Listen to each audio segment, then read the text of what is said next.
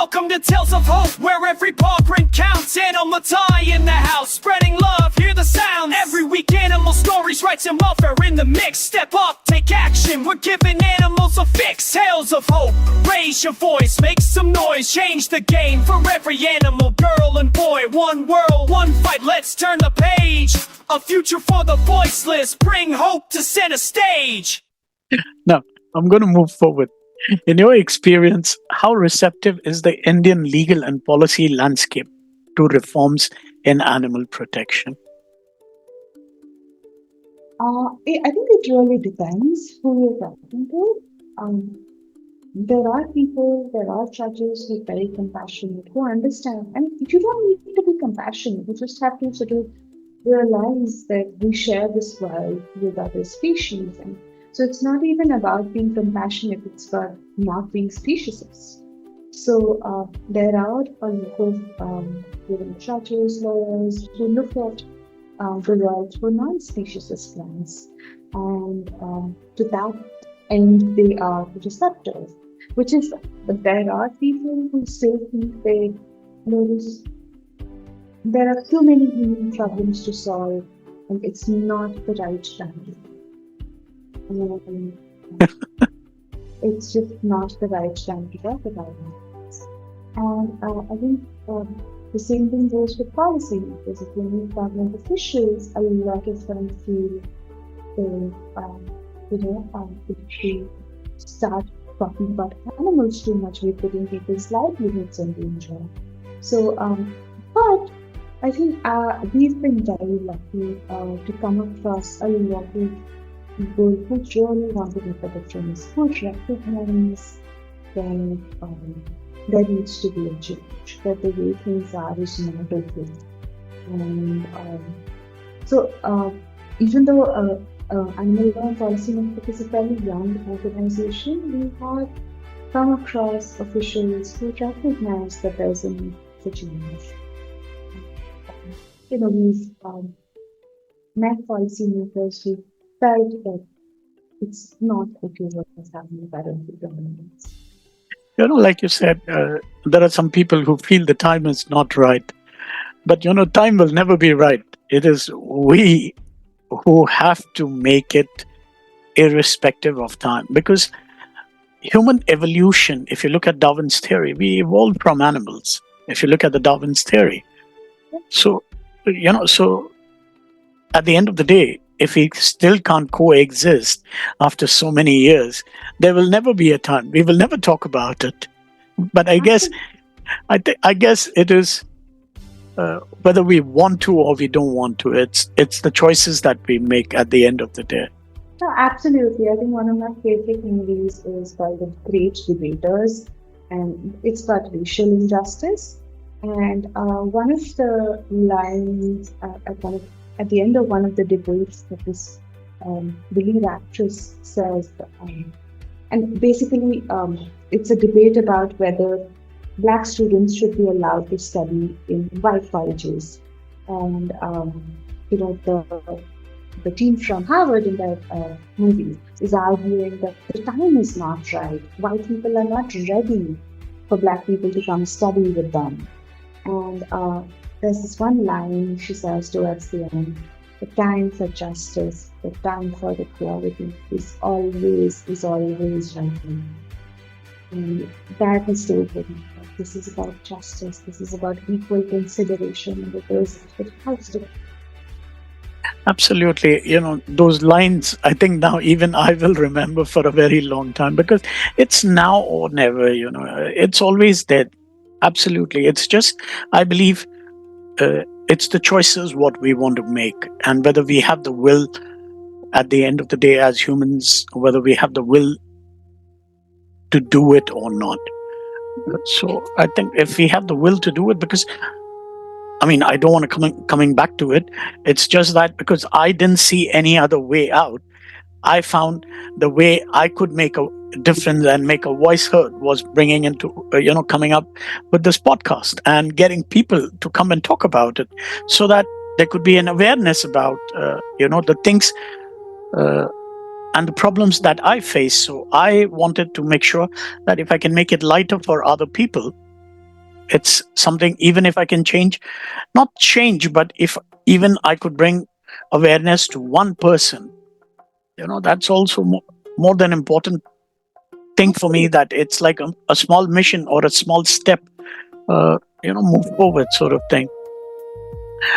Anyways, moving forward, what role does public policy play in shaping better legal protection for animals, and what challenges do policymakers face?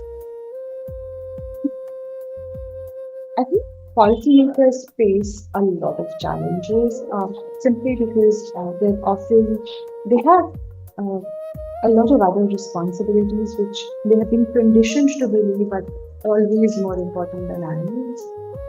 So everything is important except animals. That's the part that can be ignored. So I think one of the biggest challenge that they face is, even if they want to, the ecosystem around them doesn't support them to be able to make a large scale difference. Right? But if you see, there have been parliamentarians who've written to the concerned ministry asking for amendments to the Prevention of Cruelty to Animals. Again and again, there are parliamentarians who brought it up in the parliament, the issue of amendment, but there's been no movement. So I think it's also so one of the biggest struggles that policymakers themselves face is just the support from the environment around them is missing. And I think, and that is after they've conquered the internal challenge of convincing themselves that this is an issue worth fighting about, it's an issue worth fighting for. And so yeah, I think the biggest challenge is the lack of support that a lot of these issues have, a lot of lack of popular support that a lot of these issues have. And that is why awareness is important. So that we can say that we as a country care about animals. We care about animal welfare. And that our politicians, our policymakers, our government officials, they feel supported. They know that the public opinion is on their side. Right now, even though there are surveys that say that Indians do care about animal welfare, a lot of the public narrative is that it's not an important issue.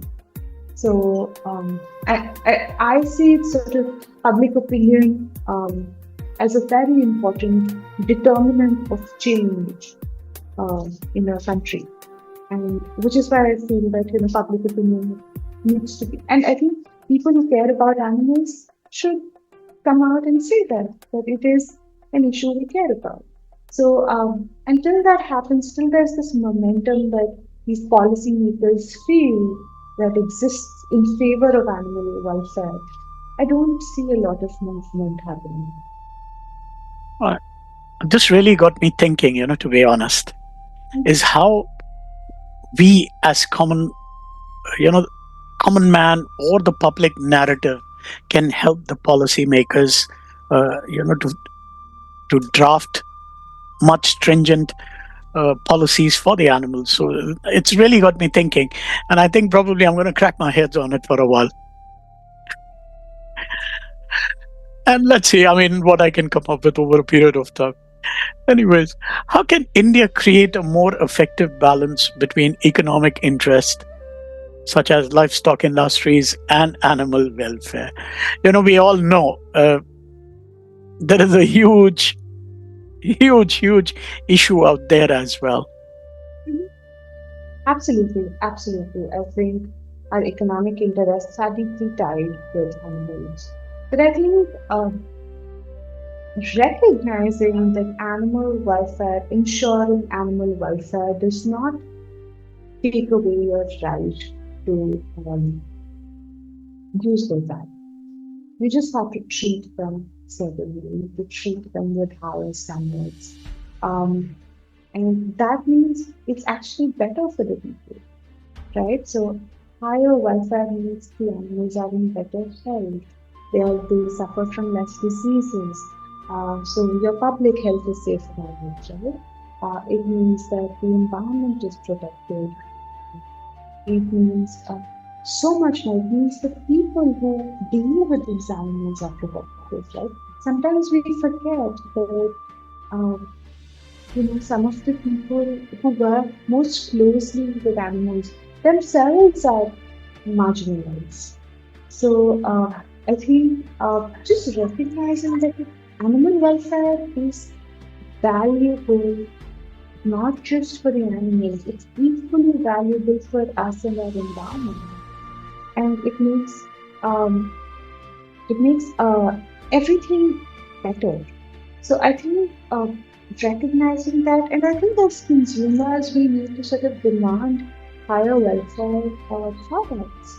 Um, you know, like lately, there's been a demand for cage-free eggs because when people realize that most of our eggs come from these battery cages that hens are not even able to move and spread their wings and are on wire racks all the time. I think that's when it really sort of a lot of consumers have started moving, at least in the big cities, who started moving towards these higher welfare um, uh, products. Um, and I think what we sort of need to understand is that welfare is valuable for animals. It's equally, if not more, valuable for the people, for humans. So I think once we recognize that, we can sort of balance. And I think at some point, we have to stop being as greedy as we are. At some point, we need to be happy with what we have, um, and realize that what are the costs, environmental, not just animal welfare costs, but just what are the environmental public health costs of uh, relying too much on animal products, animal derived products. So I think it all just comes together into this idea that they're not mutually exclusive. Economic growth and animal welfare go hand in hand. They're in opposition to each other. True. Uh, I was just having my last conversation with, I think, 2 episodes back with one of the persons from UK, and he's into more of veganism and animal rights as well. And what you rightly said, uh, which is what even he mentioned very clearly. It is at the end of the day, we humans have to decide between our wants and our needs. If we can just reduce our wants and just focus more of what is needed, I think that would create a better balance even for the animals and for humans. And yes, we can go on debating about what you rightly said. If we give them better life, in terms of treating them right, or even if you go to chickens, when you go into chicken farming and all that, the way they are transported, the way they are farmed, if only we could give them better life, I think it's not that I'm advocating that we go switch into vegan or vegetarian, but only thing, if we could just give them better life, it would be better for people who intake all these things to satisfy their palates. Anyways, I'm not going to get into that. Moving forward, what are the biggest obstacles in implementing existing animal protection laws in India? Since you've been, with the law and protection, and you're doing a lot of policy work even, so that's what I thought probably ask you about it, because we know implementation is lacking. Uh, I just think I'm going to give a very simple answer for this. I think it's just an inability to consider animal offenses against animals or animal cruelty as a serious enough issue. The system does not consider it as an issue of importance, an issue worth caring about. And it's often because we don't understand how it's related to a lot of other problems that our society faces. Um, so I think the biggest challenge that implementation suffers from is like the reason why implementation doesn't happen at the scale it should is because one, we all believe, or a lot of us believe, that nothing's going to happen.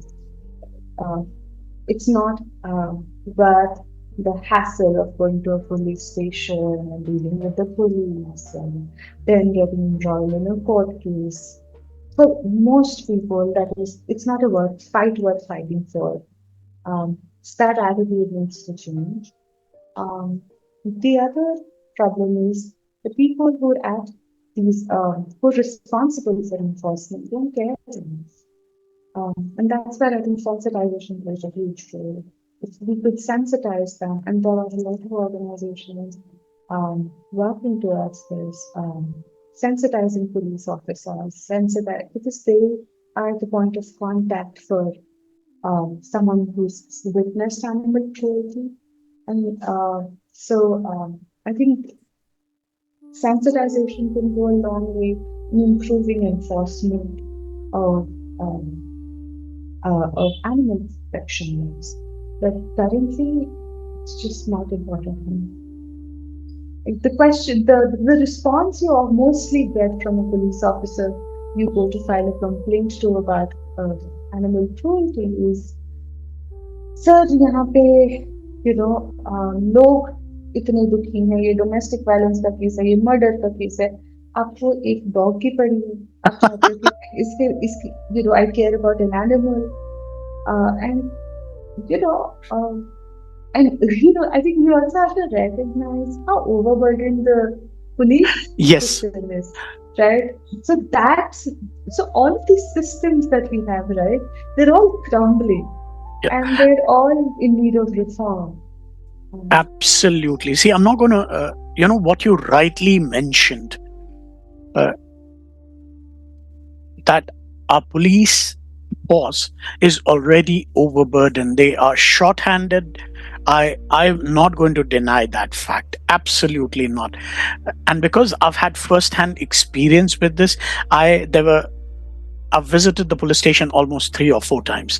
And every time it has been like a dead end. Once even, the society people went and complained against me. All I had to do just go and sit there. And I was like, okay, tell me, what have I done? I'm taking care of the community dog. I'm feeding them. I've got I have done, as far as my part goes, what AWBI says, as a CACT, I've also got my CACT card.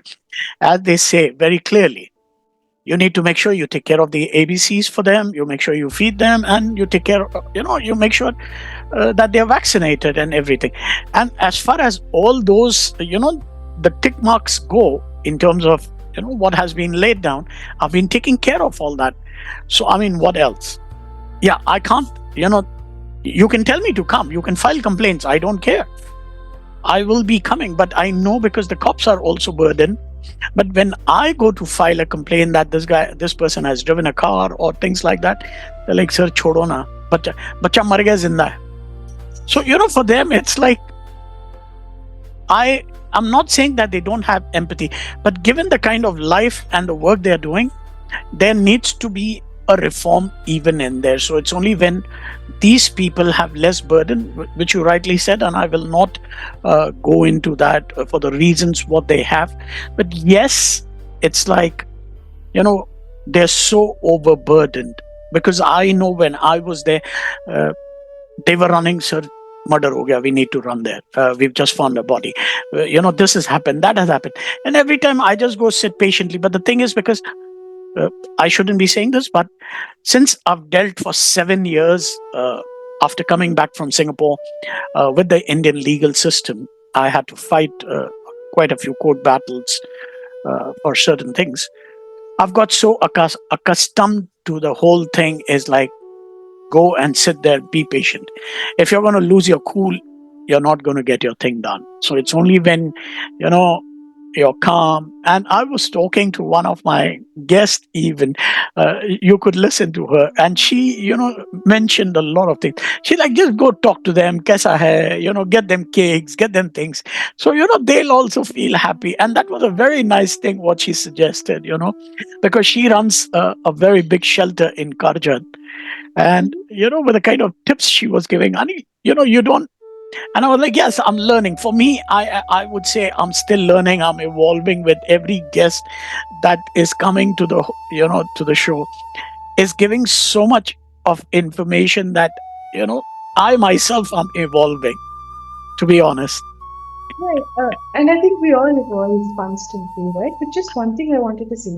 When I say that the police force is overburdened and the police system needs reform, I'm not trying to justify their actions, right? All I'm trying to say is that if we try to put ourselves in their shoes, these are people who see the worst kind of brutalities every single day. They uh, they don't have any sort of trauma support, uh, you know, any mental health support. None of that is available to them. So I'm just asking us to think from their perspective. yes, They've never learned to value animal lives. No one taught them that this is important. And you're the first person probably who's introducing them to the idea of animal welfare. Uh, and it seems like a radical idea to someone who's never heard about it. So even though it's, I think, the most basic idea, so I just think that I don't think anything excuses not doing your job. I don't think anything excuses, um, a lack of compassion. But I think if we, just have this attitude that, they are wrong and we are right, we will not get very far. We need to be yes, able to understand their motivations, where they are coming from, and then see how we can sort of make this place a better world. Right? yes, So, for everybody involved. So, sometimes it just takes you speaking nicely to people to get them to understand. I'll just give you an example. When I was younger, I would, if I saw someone throw a stone at a dog, I would go yell at them. And then I realized that, one day it hit me as I grew older, right? I realized that maybe that's not the solution. What I've done is I've offended this person, I've insulted them, and I've hurt their ego. And maybe if I could just hold my anger, be calm, tell them very politely that what they're doing is hurting me. It hurts me to see a dog being killed. And then sort of communicate with them. I always found that to be much more effective. That just being nice to people. What do you want? I think it's important to remember, what do you want? You want pain for the animal to stop. You want the suffering for the animal to stop. How you feel about it, I don't think that's very important. Right? Like I always remind myself that it's not about you, but it's about me. Um, on this, I'll just give you a small example which I faced or I did. Uh, you know, since when these little kids were there in my mother's building when they were born, because there are a lot of kids, and there were some kids I didn't have to do anything. Two or three of them were absolutely friendly, but then there was a whole group of 8, 9 kids who were not very friendly. And then I had to sit with them, like sit with them in the sense, whenever I would go down, feed them these furries, and they would come and see, and then I would tell, they would talk to me, and I used to turn around and tell them, imagine if somebody threw stones at you, what would you do? How would you feel? And these kids, it's like when you put a thought-provoking question to them, they start thinking, and I'm like, look at it.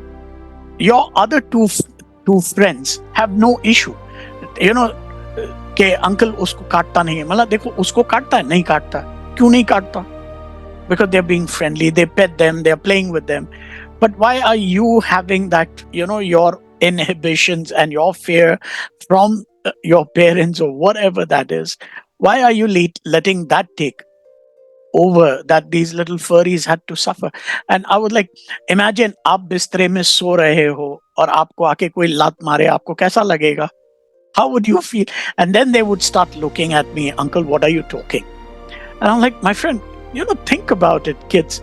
And sometimes if instead, there was a time like what you rightly said, during my younger days, I used to get angry about everything. But today, I think with the furry kids at my home and what I've been taking care, I've started looking things differently rather than getting angry. Yes, okay, there are times I get frustrated, I do get angry. But then I start thinking, if I need to, at my end goal is to make sure that their suffering ends. They have a bit of better life. So I need to understand that if I want people not to hurt them, is not to get violent or angry at these people. And I think in the last 2 years, there are still some people, no matter what you do, they will never change. But yes, there are a lot of other people who've left the 6 furries, because I know there are certain days when I'm not there and I still want the furries to be, safe in the building. So I know that there is a shift happening, but yes, it's taking a bit of, a lot of effort and a lot of things. Anyways, Absolutely. given your work in judicial reform, do you think India's judiciary is proactive in enforcing animal welfare laws? I think I've alluded to this in one of my previous responses, but I would say the the judiciary. It's not the judiciary's job to enforce the law. It is Right. the executive's, right? The judiciary's role is to interpret the law, but the judiciary has gone above and beyond. There are important judgments with time and again reminded states that they need to notify their SPCAs for all their states. They've even created the institution of state animal welfare boards, because the Prevention of Cruelty to Animals Act only talks about Animal Welfare Board of India, not state animal welfare boards, right? So I picked up this project sometime last year, but I haven't reached the conclusion. I've only read all the judgments. But what I've realized is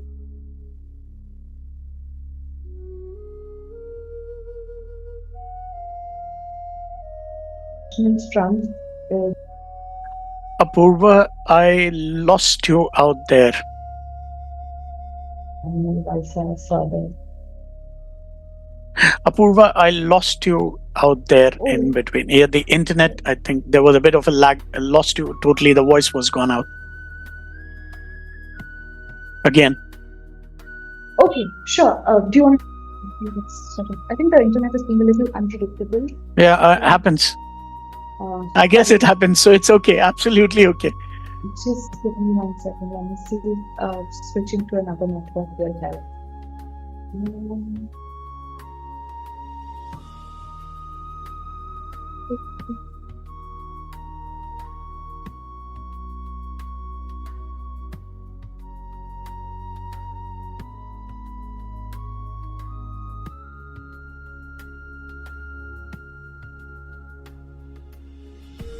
I hope this works better. Well, yeah, I can hear you. Yeah, I think we could go over that question. Okay. Given your work in judicial reform, do you think India's judiciary is proactive in enforcing animal welfare laws? I think to start with, it's important to recognize that it is not the judiciary's role to enforce animal laws, it's its role to interpret animal laws. That it has done to a large degree. But even when enforcement is concerned, when there has been executive, the judiciary has played a very, very important role in not just enforcing, but also expanding the scope of animal laws. So there are important judgments where, the states have been directed to set up all their SPCAs in different districts, the Societies for Prevention of Cruelty to Animals. There are the state animal welfare boards were created through judicial action, not through legislative action. And there are so many other judgments about animal birth control, and relocation of dogs, etc. So there is a lot that the judiciary has done. But I think it's also important to understand that judiciary is it's an important institution, but there are also individuals behind that institution, right? So that it is possible that there are judges who don't particularly care about uh, animal welfare as an important issue, who don't consider it an important issue. And then there are judges who are deeply empathetic and care about the cause very much, and you will see it in their judgments, right? Wherever they go, wherever they're transferred, the judgment will be similar. I think the judiciary in India has been fairly active in trying to enforce animal laws. Perfect. Thank you for bringing that out to us. What role do public litigations or PILs and judicial activism play in advancing animal welfare cases? I think it is essential. Um, I think the animal protection movement in India has been very careful in filing PILs when they were left with sort of no other alternative when they approached the executive, they tried to work collaboratively to find solutions, but whenever it doesn't lead anywhere, right? I think PILs have been helpful because um, there are often other related things that come up um, apart from animal welfare. Right? Sometimes there's environmental degradation, sometimes there are public health concerns that emanate from a lack of animal rights. So I think public interest litigations as well as uh, judicial activism has played an important role in shaping the contours of animal law. But again, I would say that it is one of the very important strategies. I don't think we should put too many of our vegan eggs in any one basket. That's true. So I think over reliance on any sort of strategy or tool is not a good idea. But I think uh, so far, I think these have been used quite judiciously, and yeah. Perfect. Thank you for bringing that to us. It is not the only tool. There are a lot more options available. It's only thing whether we want to utilize them or not. As humans, I think we all have to do a little part. Doing the baby steps, as I call them. Taking this forward, your dissertation explored the confluence of animal rights and religion in India. How do religious beliefs shape animal welfare policies? I think because with India, we have a lot of these religion that play a very important part. Uh, so in my dissertation, I looked at Indian religions, and so I first tried to understand what the various religious texts say about animals, and whether that permeates how laws are drafted, how certain laws that govern our relationship with animals are drafted. So I looked at Hinduism, Islam, Christianity, Sikhism, Jainism, Buddhism. These are the 6 religions I looked at. Since we don't have a very large population that practices Judaism, that's one religion I didn't look at in detail or at all. So the 6 religions I looked at, and I realized that uh, I think religion somehow finds its way into laws. And for instance, Article 48 of the Indian Constitution, which talks about basically banning of cow slaughter. It's a directive principle of state policy. If you look at the Constituent Assembly debates from that time, so the actual debates people had when the Constitution was being drafted, there is a lot of discussion about whether this is being done to protect religious sentiments. And there are members of the Constituent Assembly who say that it's okay if it's being done for religious reasons. Let's just be open about it. Religion always finds its way into laws. I think it determines our perception of how we perceive animals. A lot of common law in India, a lot of our legislations have come from colonial laws, right? And if we and a lot of colonial laws were shaped with the idea of dominion, the idea that man has dominion over every other creature, and everything is created for man. It's a very and that idea is sort of was quite alien to the Indian context, but has become very entrenched because our laws sort of absorbed that idea because they were a lot of these statutes they came in because of the fact we were a colony. And what I've noticed is that religion does permeate a lot of laws, and it does help shape a lot of laws. For instance, since there's a ritual and tradition of having elephants in certain festivals in different parts of the country, we have laws related to captive elephants and what you can do with them, what you can't do with them, how you're supposed to treat them. So it of course it's sort of done because there are religious and cultural beliefs related to those animals. But yeah, I think it's very difficult to sort of segregate the two. Um, yeah, you will find instances of religion entering the domain of animal. I'll Yes. tell you what, thank you very much for being so honest about it because, as Indians, we know a religion plays a very, very important role in our country. We are a very religion dominated country where we might have a lot of religions and we do, respect them, but I think they play a very important role in framing our policies and how our politicians work with that.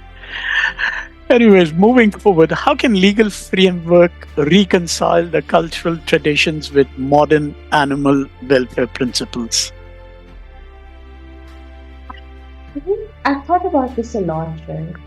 And I've realized that, while there is religious morality, I think as a country we need to move more towards constitutional morality. And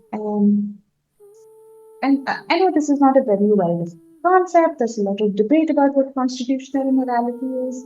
But I think the constitutional morality, the way I understand, is what are the ideals and the values that underlie the Constitution of India, right? Um, and I think if we can test our ideas or